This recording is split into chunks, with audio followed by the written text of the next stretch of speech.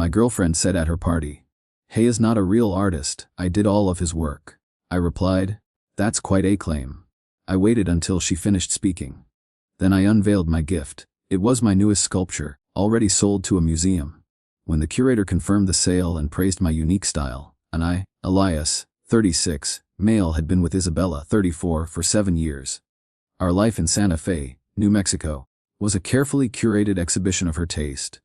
We lived in a beautiful rented adobe-style home with a large, detached studio, a space that felt more like her showroom than my workshop. I was a sculptor, specializing in kinetic metalwork that required both artistry and engineering.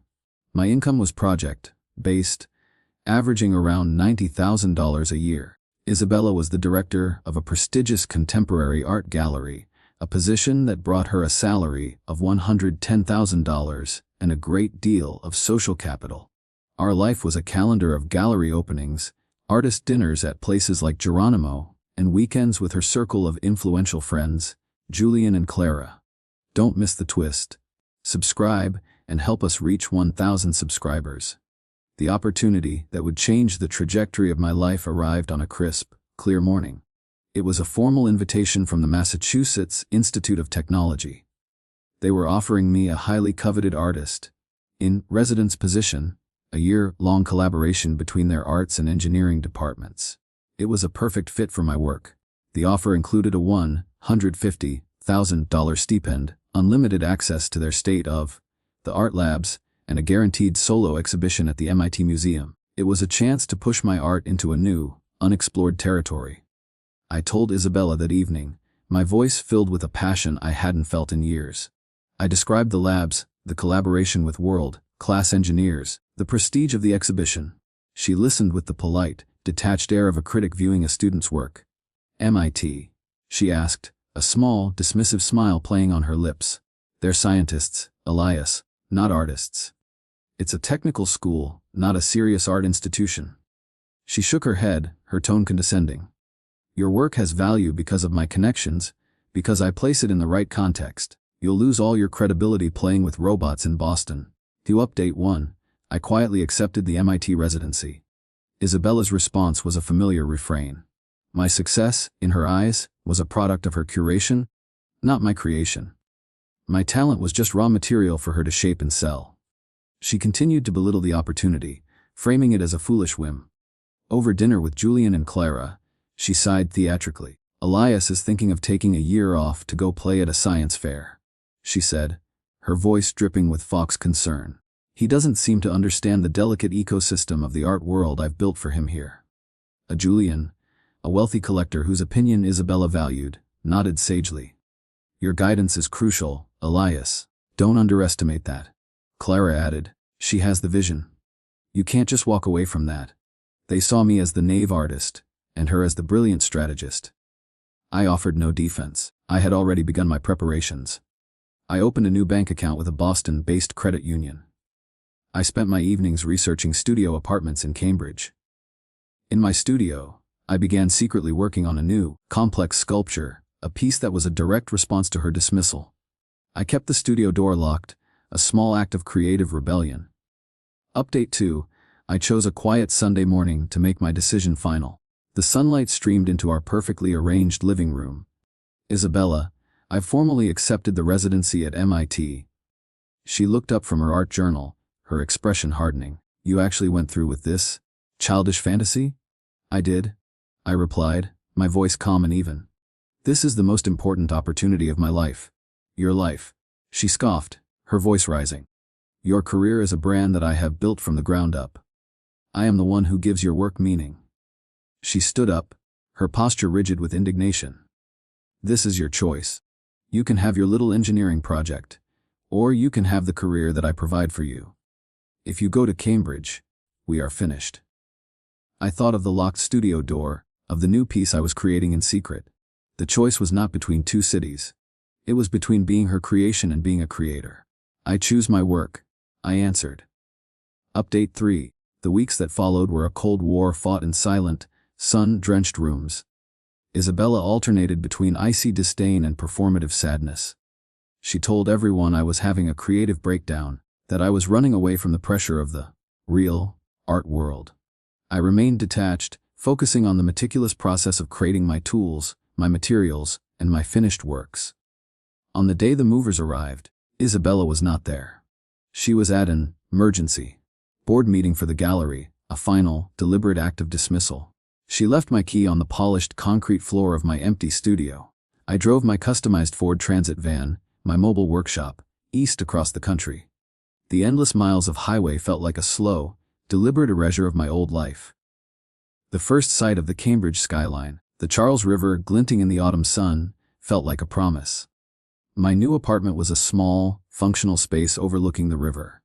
But my new studio at MIT was a cathedral of technology, a place where any idea felt possible. I was finally free. Update 4, 6 months into the residency, I was not just surviving, I was thriving. The collaborative environment at MIT was electric. I was working with robotics engineers and material scientists, pushing my sculptures into a new realm of complexity and grace. My work was no longer just kinetic, it was intelligent. My progress caught the attention of Dr. Anya Sharma, the chief curator of the Boston Museum of Contemporary Art, MCA. She began visiting my studio, her insightful critiques a welcome contrast to Isabella's market-driven pronouncements. The Institute, impressed with my interdisciplinary work, awarded me an additional $35,000 grant. I invested it directly into the materials for my most ambitious piece yet. One afternoon, I received a text from Clara. "Elias, hope you're well. Just wanted to let you know, Isabella is telling everyone that you're creatively lost without her, that you're not a real artist, just a technician." The phrase, "not a real artist," was a direct echo of her initial dismissal. It was a reminder of the narrative I was working to dismantle. I replied politely, "The work is going very well. I hope you and Julian are fine." Update 5. The MIT Museum officially announced my upcoming solo exhibition, The Logic of Motion, with a major press release. The story was picked up by Artforum, the most respected magazine in the contemporary art world. The article profiled my innovative process and featured stunning photographs of my new work. The news landed in the Santa Fe art scene like a meteorite. Isabella's emails started immediately. "Artist, in residence. You let me believe it was a glorified teaching position," one accused. "You deliberately orchestrated this to humiliate me," another claimed. Then came the call from Julian. His voice was laced with a newfound respect. "Elias, man, we were completely wrong," he said. "Isabella painted a picture of you as a lost soul. We just saw the Artforum piece. What you're doing is groundbreaking." My family, who had always supported my passion without fully understanding it, called, their voices filled with a simple, profound pride. The public, verifiable truth of my success was finally silencing her private campaign of dismissal. Update 6. Isabella's 35th birthday coincided with her gallery's annual grand party, the most important event on the Santa Fe social calendar. She sent me a formal invitation with a handwritten note. "Let's show everyone we can still be civilized," she wrote. I knew it was a trap, a final attempt to reclaim the narrative, to position me as the penitent ex returning to her orbit. I accepted. I arrived at the party, a stranger in a room that was once my life. The gallery was filled with the beautiful, wealthy people who formed her world. She was the radiant center of it all, accepting compliments and holding court. During a toast, she spoke of her gallery's mission to nurture and guide artistic talent. Then, her eyes found me in the crowd. "It's a curator's greatest challenge," she said, her voice dripping with a false, pitying sympathy, "to see an artist lose their way when they step outside that guidance. Some people see Elias's recent work and think he's a real artist." She paused, letting the words hang in the air. "But the truth is, I did all of his conceptual work. He was merely the hands that built what I envisioned." The crowd was silent, uncomfortable. I waited for the murmur to die down. "That's quite a claim," I replied, my voice calm and clear. When she finished her speech, I stepped forward. "Since it is your birthday, Isabella," I said, "I've brought you a gift." I signaled to 2 assistants I had hired for the evening. They wheeled in a large, shrouded object. I pulled away the velvet cloth. The sculpture, Echo in Motion, was the culmination of my year at MIT, a breathtakingly complex piece of polished steel and carbon fiber that moved with a silent, hypnotic grace. As the crowd gasped, A distinguished woman with a warm, intelligent smile stepped forward from the back of the room. "It's even more magnificent in person, Elias," she said. She turned to the stunned crowd. "I am Dr. Anya Sharma, the chief curator of the Boston Museum of Contemporary Art. We are thrilled to announce that the MCA has acquired this masterpiece for our permanent collection." She looked at me, her eyes shining. Elias's unique style represents a major new direction in contemporary sculpture. The public, professional validation was a thunderclap in the quiet gallery. Isabella's face, which had been a mask of condescending pity, was now a shattered portrait of disbelief. Update 7, humiliated and enraged, Isabella made a final, desperate move. She had her gallery's lawyers send me a cease and desist letter, claiming breach of a creative partnership, and demanding a share of the proceeds from the sale of my new work. It was a pathetic, transparent bluff. My lawyer, a specialist in art and intellectual property law, responded with a single, overwhelming package of evidence, dated in time, stamped CAD files from my time at MIT, detailed logs from the engineering labs, and sworn affidavits from 3 MIT professors who had collaborated with me on the technical aspects of the sculpture. The evidence was so irrefutable that her gallery's board of directors, fearing a public relations disaster, forced her to withdraw the claim. Update 8, a year passed. My career had been launched into a new stratosphere. I was now represented by a major New York gallery. I had left Cambridge and bought a beautiful home and a large, modern studio in the Berkshires. My life was quiet, focused, and deeply fulfilling. Anya and I were now a couple, our professional admiration having deepened into a partnership built on mutual respect and a shared passion. I received a final email from Isabella. The board had fired her. Her reputation in the art world was irreparably damaged. She was working as a private art consultant, a significant step down.